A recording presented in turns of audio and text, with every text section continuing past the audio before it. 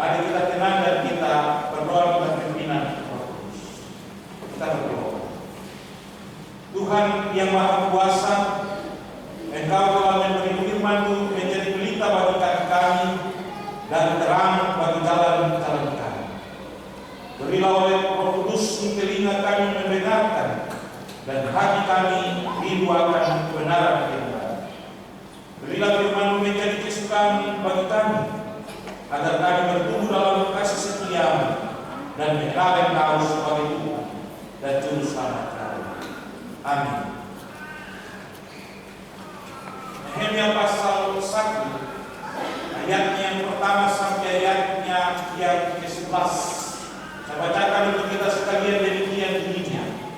Doa Nehemia bagi orang Israel. Riwayat Nehemia bin Hakaliah pada bulan Kisleu tahun ke-20, ketika aku ada di Kudus, datanglah Hanani, salah seorang dari saudara-saudara, dengan beberapa orang dari Yehuda. Aku menanyakan mereka tentang orang-orang Yahudi yang terluka dan terhindar dari penawanan dan tentang Yerusalem. Kata mereka kepadaku, orang-orang yang masih tinggal di daerah sana, yang terhindar dari penawanan, ada dalam kesukaran besar dan dalam keadaan tercela. Tembok Yerusalem telah terbongkar dan pintu-pintu gerbangnya telah terbakar. Ketika mendengar berita itu, duduklah aku menangis dan berkabung selama beberapa hari.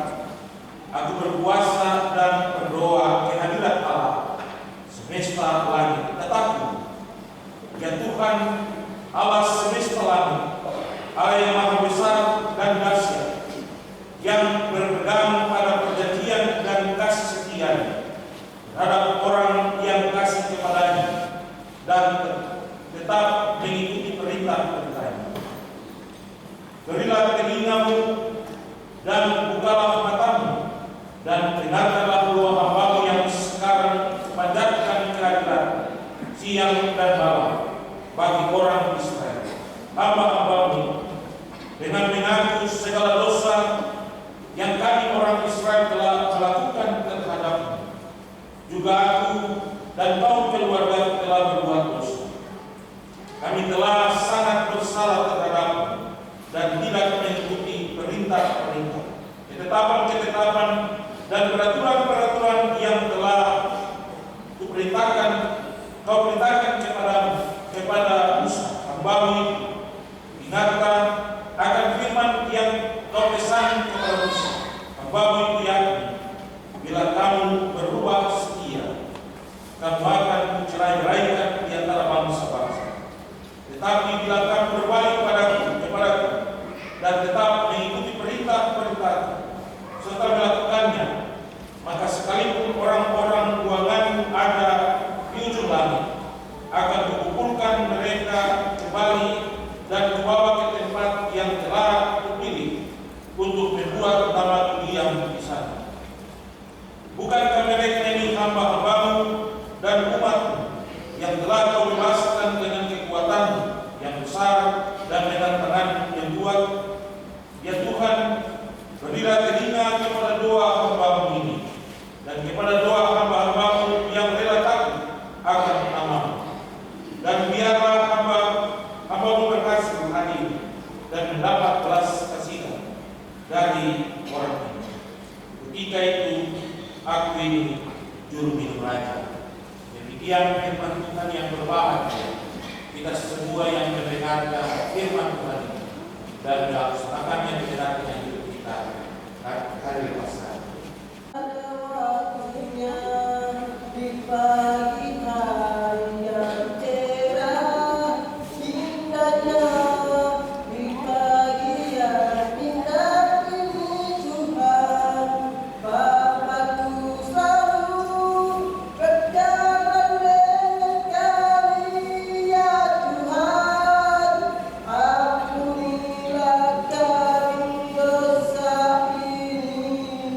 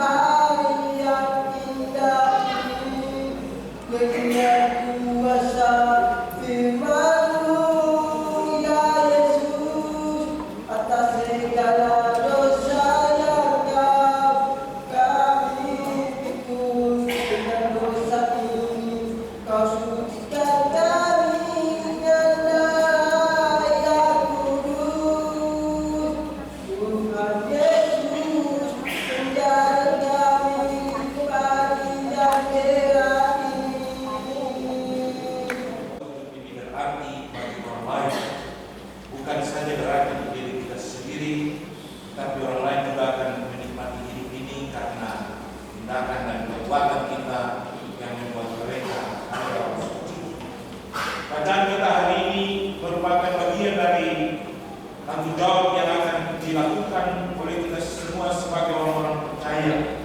Kita sebagai GKI Tanah Papua menetapkan Nehemia pasal 1 ayat 1 sampai 11 sebagai bagian dari perhitungan bersama dalam menjalani proses hidup yang kita jalani. Dan tema dari bacaan kita hari ini mengajak kita semua adalah dalam sorotan tema berdoa bagi sesama. Kalau berdoa memegang peran penting dalam kehidupan kita, dan ketika kita harus berdoa, maka kita berbicara dengan Tuhan. Ketika kita ada dalam doa, berarti kita menyampaikan apa yang menjadi pergumulan kita kepada Tuhan. Dan akhir dari sebuah doa yang kita naikkan, itu kita mengharapkan Tuhan menjawab dan memberi yang terbaik di tengah-tengah hidup kita. Nehemia pasal 1 ayat 1 sampai 11. Ternyata Tuhan memilih Ezra untuk memberdayakan umat Israel yang kembali dari pembuangan di Babilonia. Demikian juga Tuhan mengharapkan supaya bangsa Israel kembali dari pembuangan itu. Mereka harus menunjukkan kasih setia dan kemurahan yang besar atas kehendak Allah yang terjadi dengan kehidupan mereka. Oleh sebab itu, tadi saya katakan bahwa doa memegang peran yang penting dalam kehidupan kita. Oleh sebab itu doa yang kita naikkan kepada Tuhan hendaknya tidak menitik beratkan pada kehidupan dan pergumulan doa kita sendiri, tapi kita juga diingatkan untuk berdoa terhadap diri kita sendiri keluarga, tetapi juga diajak untuk bergumul terhadap orang lain. Paulus dalam suratnya dia bilang, hendaklah kamu saling mendoakan supaya kamu tetap menjadi Tuhan. Bahkan Yesus pun sendiri sebelum berpisah dengan para muridnya, dia berdoa kepada Allah dan meminta supaya murid-muridnya tetap ada dan terus dikuatkan. Itulah sebabnya ketika doa yang dipanjatkan, hendaklah bukan untuk diri kita sendiri, tetapi juga untuk orang lain. Ada 3 hal penting yang tercatat dalam bacaan kita hari ini ketika Nehemia adalah sebuah proses pergumulan yang harus dilakukan atas segala hal yang menjadi bagian dari pergumulan. Ayat 1 sampai ayat yang ketiga, ayat 4 dan ayat 5 sampai ayatnya yang ke-11. Pada ayat 1 sampai ayat yang ketiga, Nehemia bertanya tentang nasib orang-orang Yehuda yang tidak ditawan.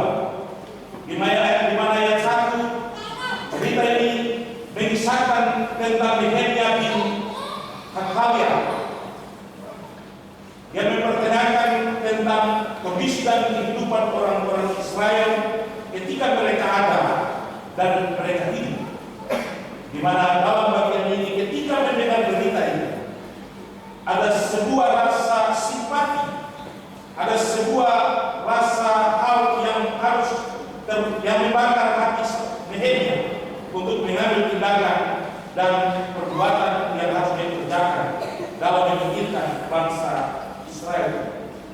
Itulah sebabnya pada ayat 4 dikatakan Nehemia mengambil sikap merendahkan diri, yang mengoreksi dirinya, dia duduk dan menangis sebagai tanda kesedihan dan penyesalan. Kemudian dia berkabung dan berpuasa serta berdoa menyerahkan segala sesuatu kepada Tuhan Sang Pemilik hidup itu. Derita yang disampaikan menggugah dan membuat Nehemia harus mengoreksi diri. Kalau kita kalau saling ketemu selalu bertanya, waktu bertanya terus tanya tiada yang lain-lain, biasa selalu bilang kalau ada berita yang duka kasihan, kalau ada berita yang senang puji Tuhan dan lain sebagainya. Kemudian ayat 5 sampai ayat yang ke-11 kita bisa melihat Bapak Ibu bahwa ketika Nehemia mengambil sikap merendahkan diri, mengoreksi, duduk menangis, berdiam diri, menyesal, berdoa dan berpuasa kepada Tuhan. Ayat 5 sampai 11 ini mengisahkan tentang doa yang dia ungkapkan kepada Allah.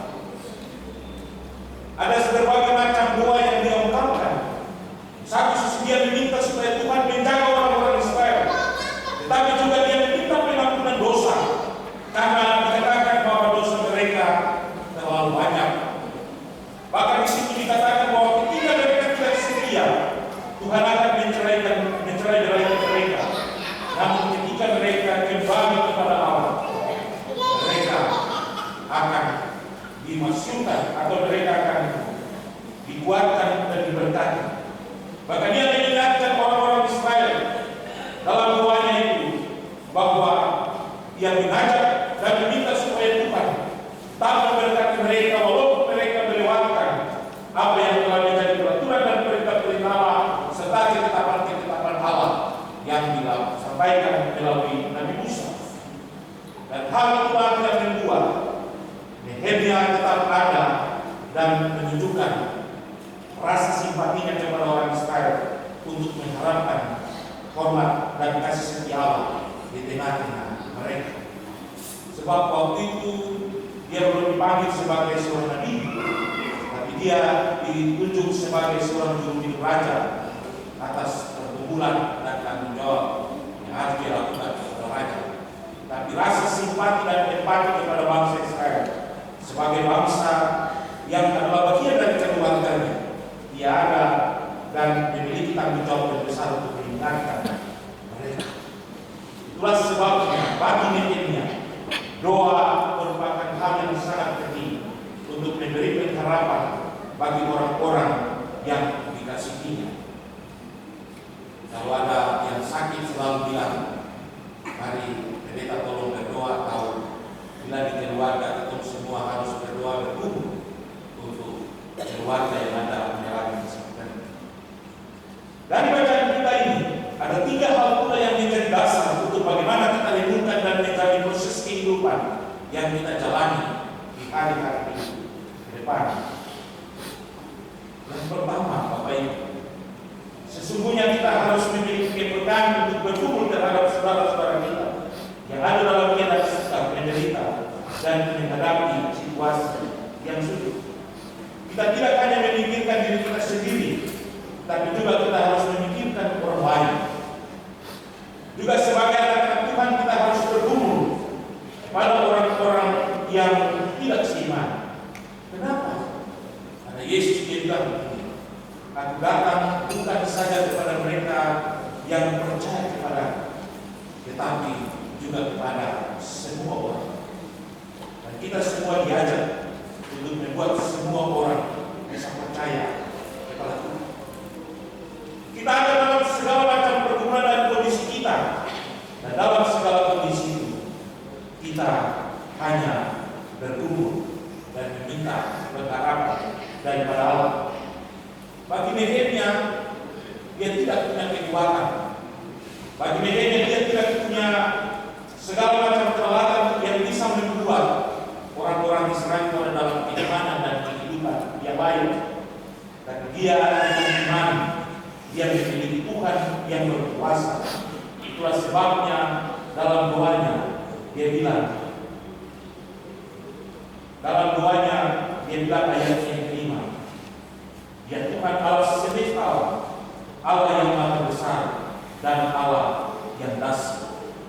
Itu berarti dalam keyakinannya dia berpengharapan bahwa Allah sanggup melakukan segala sesuatu yang tidak bisa dilakukan oleh setiap orang. Yang kedua, Bapak Ibu, kita menghadapi berbagai macam kesukaran dan kesulitan dalam pergumulan. Cara terbaik bagi kita adalah merendahkan diri, mengoreksi diri, melihat kesalahan diri kita sendiri, kemudian kita berdoa kepada Tuhan. Kadang-kadang kita menganggap kita paling benar, seperti orang lain yang selalu berpikir bahwa mereka sangat benar. Dan Yesus dia menantang semua itu. Yesus dia bilang kepada orang, jangan seperti orang Farisi yang datang dan berdoa di bait Allah atau memungut cukai dan berdoa di bait Allah dengan segala hal yang dimiliki. Tapi belajar dari orang Farisi atau orang sekutu, tapi belajar dari orang memungut cukai yang datang berdoa dan dia bilang, aku ini orang berdosa. Aku selalu menagih apa yang bukan hakku dan aku minta pengampunan. Tapi orang Farisi, aku ini setia, aku ini baik, aku ini selalu mencari kau. Dan Yesus bilang yang diterima Tuhan hanya orang memungut cukai itu. Kita diajak untuk mengoreksi diri kita dalam seluruh pergumulan kehidupan kita, merendahkan diri di hadapan Allah. Walaupun kita merasa bahwa kita benar, tapi harus merendahkan diri dan menyatakan kepada Allah bahwa kita orang berdosa. Itu sangat penting dalam seluruh pergumulan hidup kita. Kadang-kadang kita ada dalam sebuah pergumulan karena menganggap Tuhan tidak adil bagi kita. Kita biasa bilang begini, Tuhan, kurang apa lagi yang saya buat untuk kau? Tuhan, semua saya sudah lakukan dengan setia dan taat, baru kau lupa saya kan? Dan itu hal-hal yang selalu kita. Nehemia mengajak kita untuk merendahkan diri dan mengoreksi diri itu penting. Karena Tuhan memandang hati setiap orang. Ketika kita mau bergumul, tidak perlu berteriak dan berkata yang bagus-bagus, tapi dengan ketulusan hati Tuhan memandang hati kita. Maka Tuhan tahu apa yang Dia kerjakan dan Dia lakukan untuk kita. Yang penting dengan hati yang tulus dan rendah hati, bukan dengan segala kondisi dan keadaan yang membuat kita bahwa kita salah. Perjalanan Ayub juga merupakan bagian dari sebuah proses yang harus kita belajar. Bahwa dalam kondisi dan itu dia selalu berdoa dan meminta. Sampai teman-temannya datang dengan obat punya kesalahan dan itu. Pada akhirnya dia bilang, Tuhan, kalau aku ini salah, aku mengakui kesalahan. Walaupun dia tidak salah, dan Tuhan menjawab apa yang menjadi kebutuhan dan keinginan. Kemudian yang ketiga, Bapak Ibu, ketika kita dalam suatu pergumulan dan kehidupan yang besar, hal yang sangat penting adalah kita harus punya komitmen untuk bertobat dan berbalik kepada Tuhan. Tunduk dan taat kepada perintah-perintah dan keputusan Tuhan. Maka Dia, Tuhan yang punya segala-galanya dan yang dasar ini, akan memberikan kita dari segala sesuatu yang menjadi pergumulan hidup kita. Ada lagu yang tak selamanya minum itu gelap, atau tak selamanya minum itu dan tidak pernah ada sinar matahari. Tapi ada kelabu atau mendung, tapi ada saat di mana matahari itu akan tersenyum. Kita membutuhkan komitmen dan berbalik kepada Tuhan. Tidak kita mengungkapkan doa ini, maka Tuhan pasti akan memberikan. Hari ini kita susah. Hari ini kita mengalami situasi yang begitu menyakitkan. Tapi Tuhan sanggup merubah dan memulihkan kita dari segala kondisi dan situasi yang kita alami. Doa kita dan bersama Tuhan, hubungan kita dengan Tuhan tidak jauh, hanya sebatas doa saja. Tidak jauh, hanya sebatas doa saja. Hanya sebatas doa, kita berpengharapan hanya sebatas doa. Kita bisa memegang jari tangan kasih Tuhan itu. Oleh sebab itu, ketika kita berdoa, kita punya hak komitmen bahwa kita percaya dan yakin bahwa ketika datang kepada Tuhan, Dia akan memulihkan. Ingat kata-katanya, orang yang datang kepadaku sekali-kali yang tidak menolak Dia. Rasakan seseorang yang kita roti terhadap bapaknya, kalau dia memberi padu, tidak mungkin. Yesus sendiri bilang, mintalah maka akan diberi, ketuklah maka pintu akan dibuka. Kalau suka-suka berdoa berarti jangan mengharapkan akan mendapatkan apa yang diminta. Oleh sebab itu, Bapak Ibu, Tuhan pasti memulihkan keadaan dan kondisi kita. Tuhan pasti membuat kita ada dalam segala situasi yang menyenangkan dan penuh kebahagiaan. Yang penting kita berbalik dan datang kepadanya. Maka Dia sanggup membuat apa yang menjadi keinginan dan kebutuhan. Jangan kita ingin yang senang dan hebat-hebat yang bisa kita nikmati, tapi yang susah kita tidak tahu. Tapi justru yang dari susah itu membuat kita mengingat terhadap Dia. Dan ketika kita senang, maka kita juga tidak pernah berlupa. Dalam pidato Musa, dalam sebuah perpisahan di Bukit Nebo, Dia bilang kepada orang Israel, kepadamu untuk menghadapkan dua hal, kehidupan dan kematian. Inilah hidup, supaya kamu akan menikmati semua. Dia mengingatkan untuk para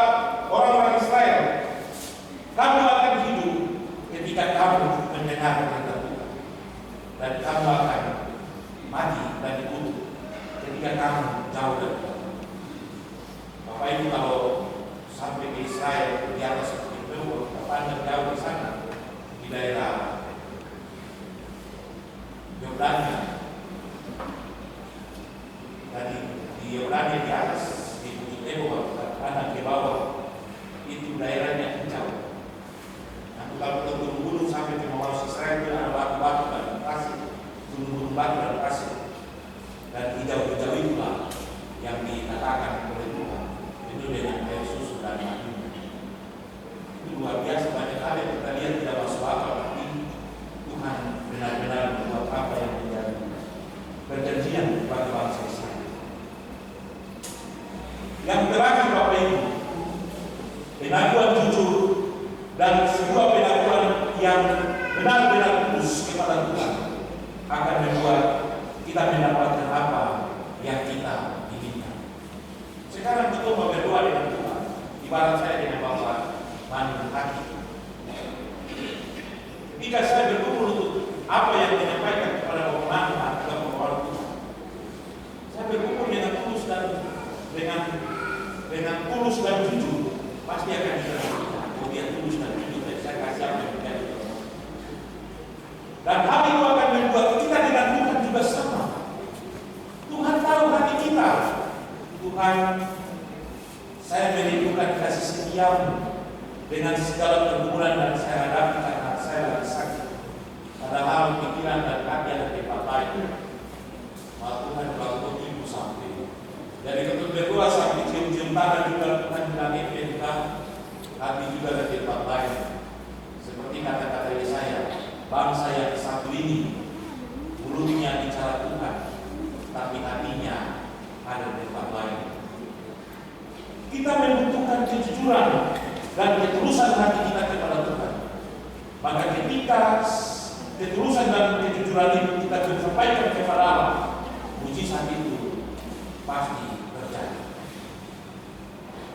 Ketika kita merasakan dan merindukan mujizat Allah, Dia pasti memberi yang terbaik bagi kita. Dan kita tetap akan kuat, kita tetap akan terus melangkah menjalani semuanya dengan penuh sukacita. Karena Tuhan ada dan berjalan bersama kita. Penyesalan sudah datang dari belakang. Nanti sudah terjadi menyesal baru bilang begini. Seandainya hari itu saya bikin seperti begini, mati saya tidak kenal hal yang seperti ini. Kita kadang-kadang lebih mengaku ego kita, kekuatan kita dan segala hal. Kita lupa untuk jujur kepada Tuhan atas segala hal. Hari ini Nehemia mengajak kita semua dalam firman ini. Dia mengajak kita untuk kita ada dan datang. Tidak ada orang di dunia yang tidak punya masalah. Semua orang punya masalah. Semua orang ada dalam kehidupan dan kehidupan yang besar.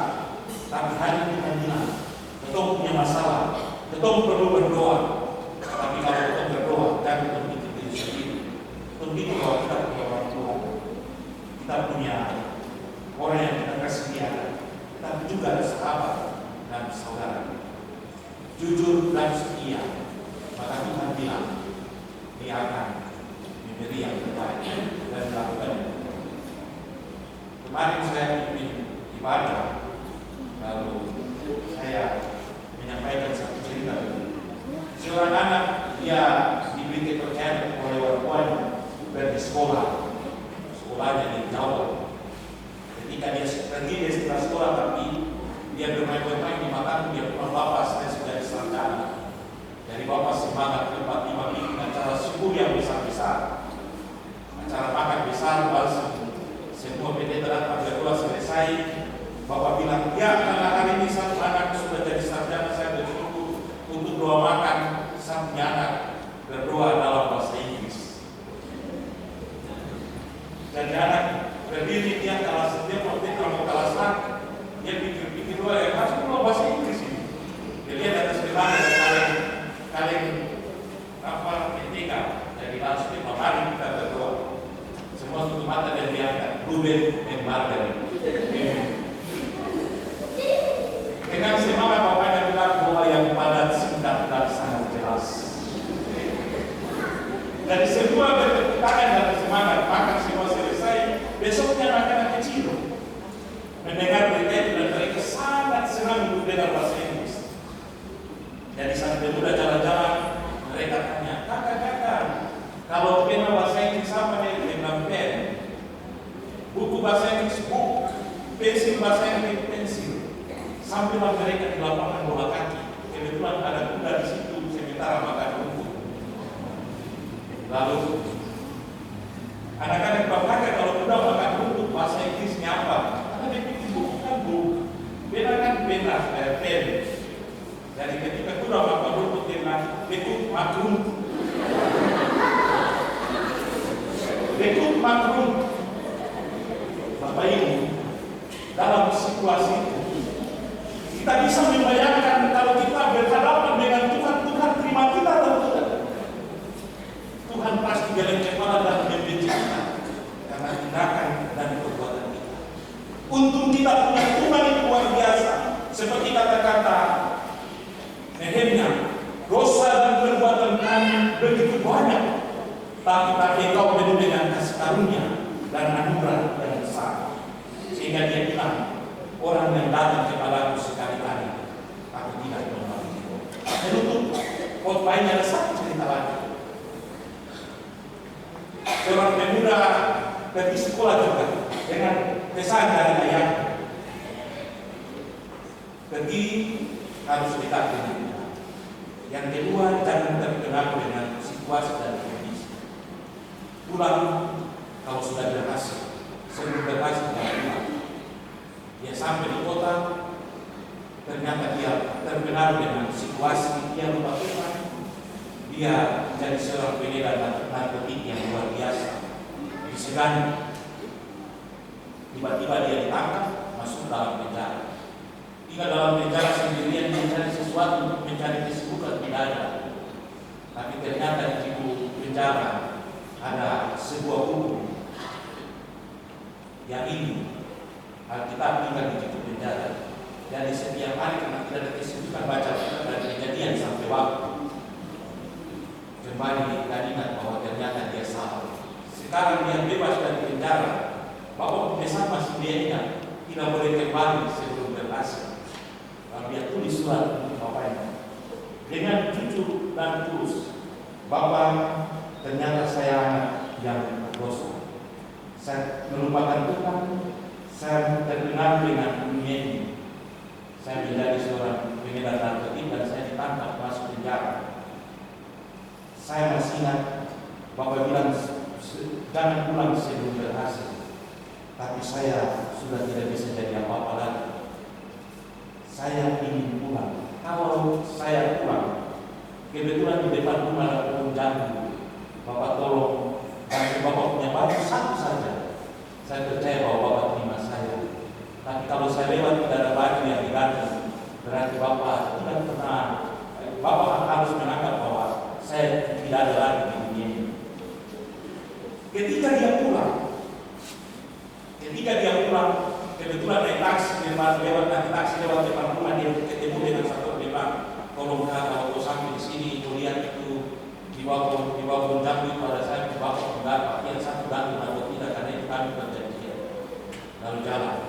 Ketika sedekat rumah dia tunduk muka lalu sembunyi dan tidak mau menyaksikan semua hal.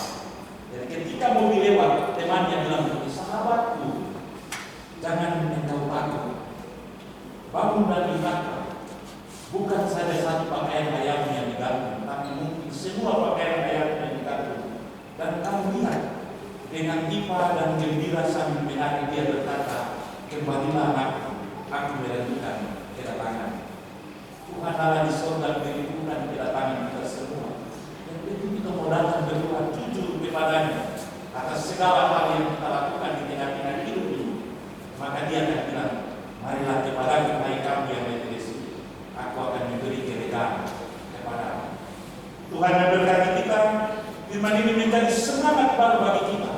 Sebesar dan segede apapun yang kita lakukan melanggar kehendak Allah, tapi dengan jujur dan setia kita datang kepada Tuhan. Tuhan akan memulihkan kita dan membuat kita ada dalam suatu kehidupan yang layak di hadapan untuk kita nikmati di tengah-tengah hidup. Intinya Mari kita saling mendoakan supaya kita tetap kuat di tengah-tengah. Amin.